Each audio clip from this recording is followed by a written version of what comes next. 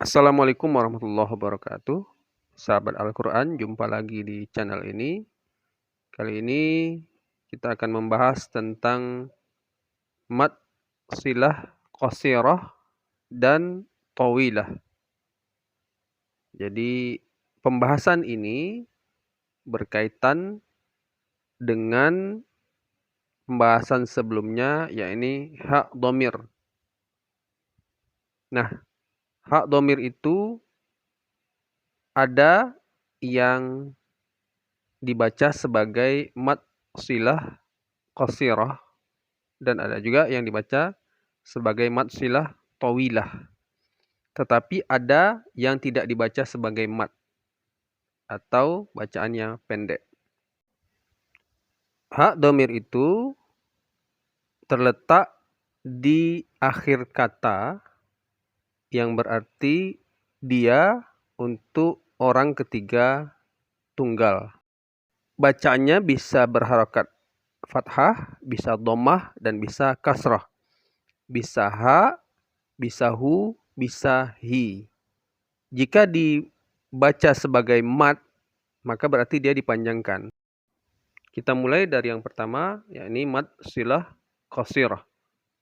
Mad berarti panjang, silah berarti bersambung atau berhubungan, sementara qasirah berarti pendek. Jadi memanjangkan bacaan dari hak dhamir yang bersambung atau yang berhubungan, tetapi dia dibaca relatif pendek. Itu kira-kira pengertian dari mad silah qasirah. Nah, yang bersambung, yang dimaksud dengan bersambung di sini adalah bersambung dengan hak dhamir. Makanya syarat dari mad silah ini adalah adanya hak dhamir, dan hak dhamir itu memiliki tempat yang berada di antara dua huruf yang berharokat. Jadi jika dua huruf itu berharokat, baik di setelahnya ataupun sebelumnya, maka dia dibaca sebagai mad silah. Kita belum masuk ke qasirah atau tawilah. Tetapi apabila hak dhamir itu berada di antara dua huruf hijaiyah yang berharokat, jadi tidak bersukun ya, berharokat, hidup dia, baik fathah, dhammah, ataupun kasrah, sebelum ataupun setelahnya, maka dia dibaca sebagai mad silah. Nah, itu dulu. Kemudian bagaimana dia menjadi qasirah? Menjadi qasirah apabila huruf hijaiyah setelah mad silah ini, setelah hak dhamir ini adalah huruf selain hamzah. Jadi jika dia huruf hidup sebelumnya, kemudian setelahnya juga huruf hidup setelah hak dhamir itu, dan selain hamzah, maka dia dibaca sebagai mad silah qasirah. Semua huruf hijaiyah. Nah, akan tetapi apabila salah satu saja hurufnya tidak berharokat, maka dia tidak sebagai mad lagi, tidak dibaca sebagai mad. Maka hak dhamirnya dibaca pendek atau tidak mad. Sekarang kita pembahasan kita dalam hal madnya. Ada yang qasirah, ada yang tawilah. Kita ambil contoh ya. Innahu huwa. Innahu huwa. Innahu huwa. Kita lihat ada hak dhamir ya. Kemudian di sana sebelum hu itu ada huruf nun ya, tasdid. Tasdid itu kan dua, mati kemudian hidup. Jadi yang dihitung adalah yang akhirnya hidup. Kemudian setelah hu itu ada huwa lagi, huwa, haknya juga huruf hidup. Maka dia diapit oleh dua huruf hidup huruf berharakat, hu-nya itu, hak domir yang itu. Dan huruf yang terakhir, yakni huwa, hu-nya, itu adalah huruf berharakat. Dan bukan huruf hamzah. Maka dia dibaca sebagai mad silah yang pendek, yang qasirah. Innahu. Jadi mad silah ini dibaca 2 harakat. Innahu huwa. Contoh lainnya,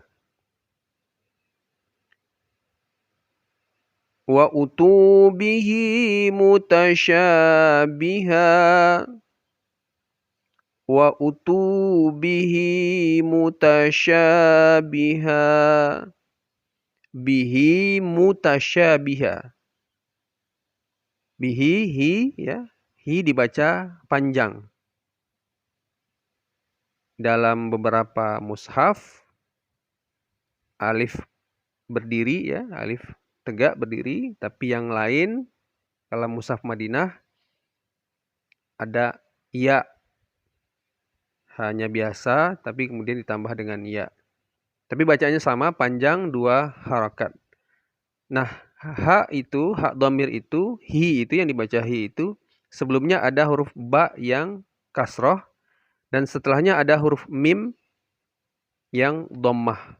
Kedua-duanya huruf hidup. Maka hi-nya dibaca panjang 2 harakat.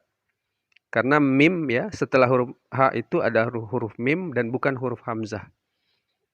Ya, kalau setelah hi itu ada huruf hamzah, maka dia tidak qasirah tapi tawilah. Sahabat Al-Quran, dalam mad silah qasirah ini ada pengecualian. Paling tidak ada 2 pengecualian di sini. Yang pertama, yakni pada surat Al-Furqan ayat 69 yang bunyinya fihi muhana.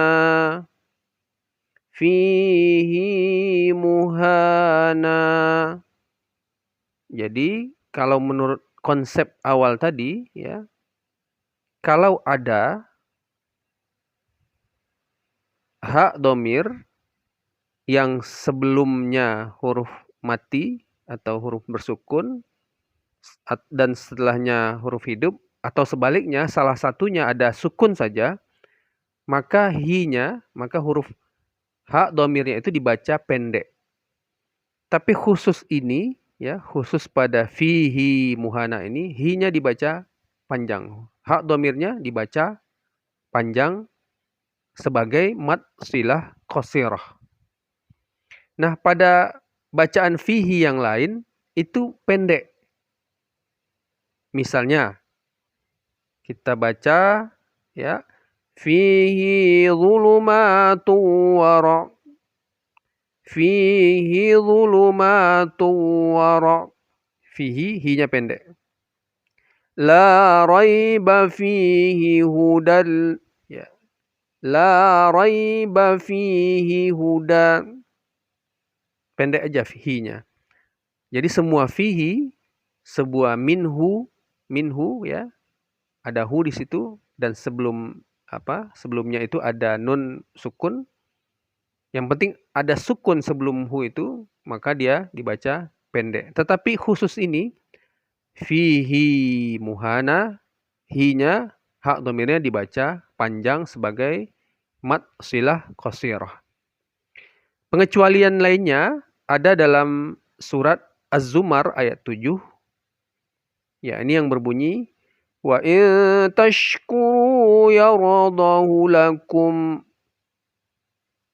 Nah, di sini yaradahu lakum.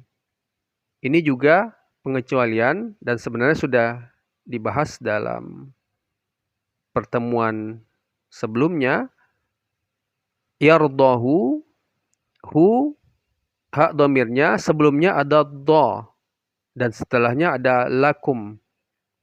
Tetapi ini dikecualikan, seharusnya dibaca panjang sebagai mad silah tetapi dibaca pendek.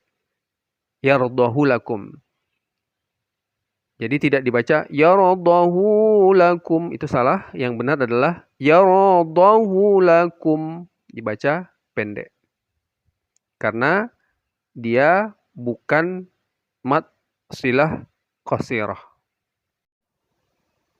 Kedua, mad silah tawilah.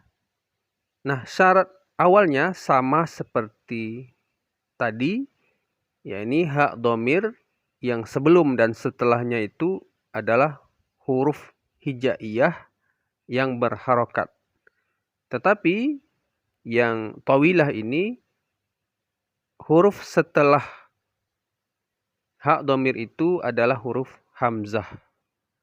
Maka dia dibaca panjang, ya, tawilah, yakni dibaca 4 hingga 5 harakat. Kita ambil contoh. Falahu ajruh. Falahu ajruh. Atau contoh lainnya, bihi ayyusal. Bihi ayyusal. Dalam falahu ajruhu, lahu, ya, itu ada hu, ya, ada ha dhamir, sebelumnya ada lam yang berharokat, lalu setelah ha dhamir itu ada hamzah. Nah, keberadaan hamzah inilah yang menyebabkan dia menjadi mad silah tawilah. Maka hu-nya dibaca panjang 4 sampai 5 harakat. Demikian juga dalam bihi ayyusal. Ada ha dhamir berbaris kasroh, sebelumnya huruf hidup yakni ba, dan setelahnya ada huruf hamzah yang berharokat. Maka hak dhamirnya dibaca sebagai mad silah tawilah, dibaca panjang yakni 4 sampai 5 harakat. Sahabat Al-Quran, demikian saja. Semoga bermanfaat. Assalamualaikum warahmatullahi wabarakatuh.